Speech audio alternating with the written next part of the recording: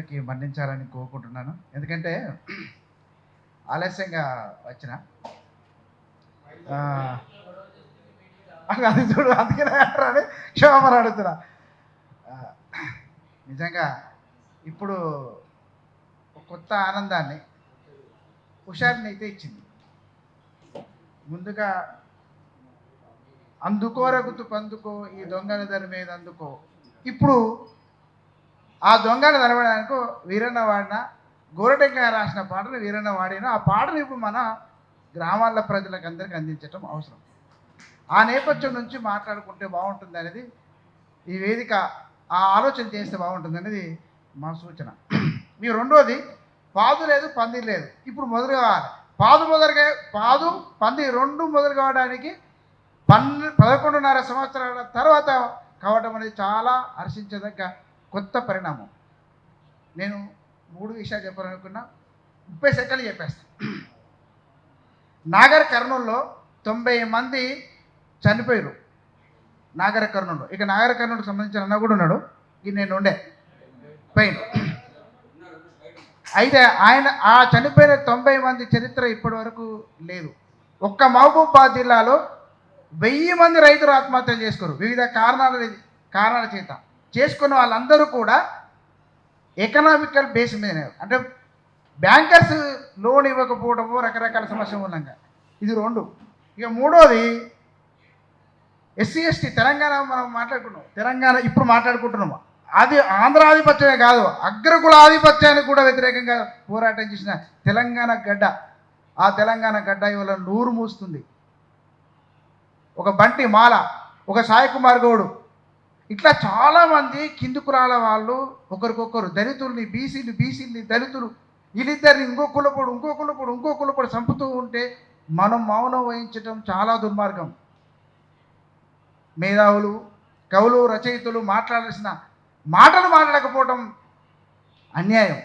ఈ 2.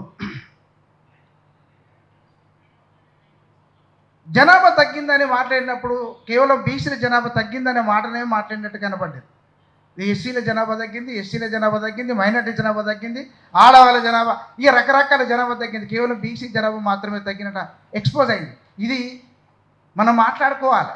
తెలంగాణ అంటే ఆత్మగౌరవ స్వయం గౌరవ పోరాటం. తెలంగాణకు స్వయం గౌరవ పోరాట చైతన్యం ఉంది. ఆ చైతన్యం ఉద్దేశించి మాట్లాడుకున్నప్పుడు ఈ ప్రస్తావన కూడా చేసుకోవాల్సిన అవసరం ఉంటుందని ఈ వేదిక మీద ప్రస్తావన చేస్తున్నాను. మేము 2 విషయాలు ఈ మొత్తం పరిణామంలో 2 సందర్భాల్లో గత సంవత్సరం నుంచి ప్రయోగం చేశాం. ఇది మీ నోటీసులు ఉంచుకోవాలి. పెద్ద మనుషులందరూ చాలా సీరియస్, రచయితలు అన్న ఉన్నాడు చాలా పెద్దలు. ఇక అయితే అదొక శిఖరం. అయితే ఎందుకంటున్నానంటే SC/ST కమిషన్ కలిసి SC/STల మీద జరుగుతున్న అట్రాసిటీస్, కుల బహిష్కరణకు ఇంకేదో జరిగినప్పుడు మాత్రం మీరు స్పందించగలరు. ముందు బీసీ కులాన్ని మీ SC/ST కమిషన్ దగ్గర పిలిపించి మాట్లాడండి. మీరు దళితుల మీద, కింది కులాల మీద దాడులు చేసే సంస్కృతిని ఆపండి అని చెప్పి మాట్లాడిన మాట కుల నిర్మూలన వేదిక తరఫున మాట్లాడాము. 2వది బీసీ కమిషన్ కూడా చెప్పాం. బీసీలుగా మాట్లాడుతున్న మన సొంత బీసీ అని అంటారు కదా, మీ బీసీలైనా మీరు దాడి చేసుకోకుండా ఆపుకునేటువంటి చైతన్యాన్ని మీరు ఇవ్వండి. ఇది ఇవ్వగలిగినప్పుడు ఈ కమిషన్. ఎందుకంటే కమిషన్ని ఎందుకు కలిసినామంటే సామాజిక, ఆర్థిక, రాజకీయ, సాంస్కృతిక రంగాల్లో ఏం జరుగుతుందో తెలుసుకోలేనంత స్థాయిలో ఉండదు. కానీ ఈ విషయాల్ని దృష్టి పెట్టుకొని మేము ప్రయోగం చేశాము. ఎందుకంటుందంటే 3 సందర్భాల్లో నాగర్ కర్నూలు, మహబూబాబాద్ జిల్లాలో, అంటే ఇది మహబూబాబాద్ జిల్లాకు సంబంధించి 1000 మంది, అట్లా తెలంగాణ మొత్తంలో జరిగిన ఆత్మహత్యల మీద మన కథకులు, కవితకులు, లేకుంటే వ్యాసకర్తలు అందరూ మాట్లాడాల్సిన సందర్భం. పౌర సమాజం అని అంటారు చూడు, పౌర సమాజం అరగోపాలు, బాలగోపాలు, లేకుంటే ఈ గోపాలు, ఆ గోపాలు, ఆ రెడ్డి, ఈ రెడ్లు, ఏ రెడ్లు కాదు. పౌర సమాజం అంటే ప్రజల తరపున మాట్లాడే గొంతు. ఇవాళ ఇది కావాలి, అవుతుందని నాకు కూడా బాధ అనిపించింది. నిజంగా చెప్తున్నా. ఆ ప్రయోగం చేయడానికి మహబూబ్ నగర్లో, ఎందుకు చిన్న ప్రయోగం ఎగ్జాంపుల్ చెప్పి వదిలేస్తాను. మహబూబ్ నగర్లో పాతపల్లి మీద జరిగింది. పాతపల్లిలో మాదిగల మీద దాడి జరిగితే చాలా జరిగింది. అది బోయలు చేశారు. కానీ బోయలు మాదిగలు ఇద్దరు ఘర్షణ పడాల్సిన సామాజిక సమూహం కాదు. కానీ ఆ పరిస్థితికి వచ్చింది. ఇది తెలంగాణ సమాజం, కలిసి ఉండే సమాజం.